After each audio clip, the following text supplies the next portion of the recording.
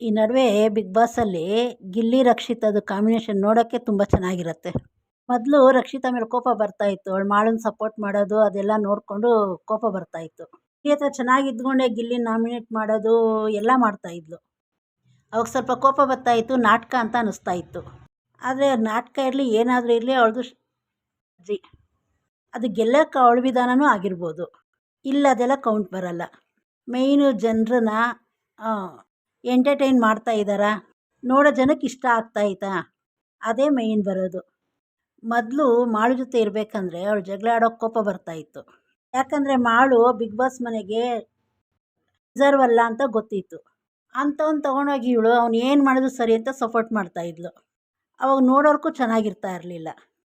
ಇವಾಗ ಗಿಲ್ಲಿ ಜೊತೆಲಿ ಅವಳೆ ಇವಾಗ ಗಲಾಟೆ ಮಾಡಿದ್ರು ಏನು ಕೋಪ ಬರಲ್ಲ. ಮೊದಲು ಅವಳು ಮಾತಾಡ್ಬೇಕಾದ್ರೆ ನಾಟಕ ಅನ್ನಿಸ್ತಾ ಇತ್ತು. ಆವಾಗ ಏನು ತಪ್ಪು ಮಾಡೋದು ಸರಿ ಅಂತ ಹೇಳ್ತಾ ಇದ್ಲು. ಅವಾಗ ಬೇರೆ ರೀತಿ ಕಾಣಿಸ್ತಾ ಇತ್ತು. ಇವಾಗ ಅದೇ ರೀತಿ ಮಾಡ್ತಾಳೆ. ಅಂದರೆ ಅದು ಜನಗಳಿಗೆ ಇವಾಗ ಇಷ್ಟ ಆಗ್ತಾಯಿದೆ. ಏನಕ್ಕಂದರೆ ಇವಾಗ ಒಳ್ಳೆ ಕಡೆ ಸ್ಟ್ಯಾಂಡ್ ತೊಗೊಂಡಿದ್ದಾಳೆ. ಇವಾಗ ಗಿಲ್ಲಿನ ರಕ್ಷಿತಾ ಎಲ್ಲೂ ಬಿಟ್ಕೊಡ್ತಾ ಇಲ್ಲ, ರಕ್ಷಿತನ ಗಿಲ್ಲಿ ಎಲ್ಲೂ ಬಿಟ್ಕೊಡ್ತಾ ಇಲ್ಲ. ಇವಾಗ ನೋಡೋದಕ್ಕೆ ಚೆನ್ನಾಗಿದೆ ಅವರಿಬ್ಬರು ಮಾತಾಡೋ ರೀತಿ.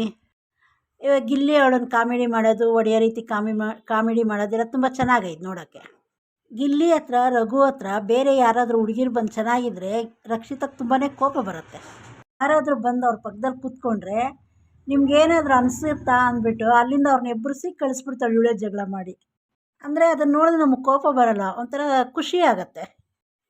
ಗಿಲ್ಲಿ ಕಾವ್ಯ ಚೆನ್ನಾಗಿರೋದು ರಕ್ಷಿತಾಗೆ ಇಷ್ಟ ಆಗಲ್ಲ. ಇನ್ನೊಂದು ಕಡೆ ಅವಳು ಹೇಳೋದು ನೋಡಿದ್ರೆ ಅವಳು ಕರೆಕ್ಟಾಗಿ ಹೇಳ್ತಾಳೆ ಪಾಯಿಂಟು.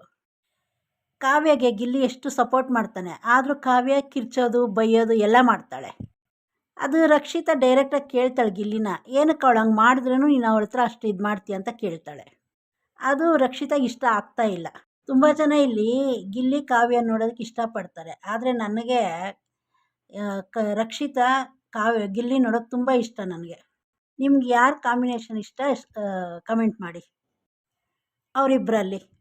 ಮತ್ತು ಚಾನಲು ಸಬ್ಸ್ಕ್ರೈಬ್ ಮಾಡ್ಕೊಳ್ಳಿ.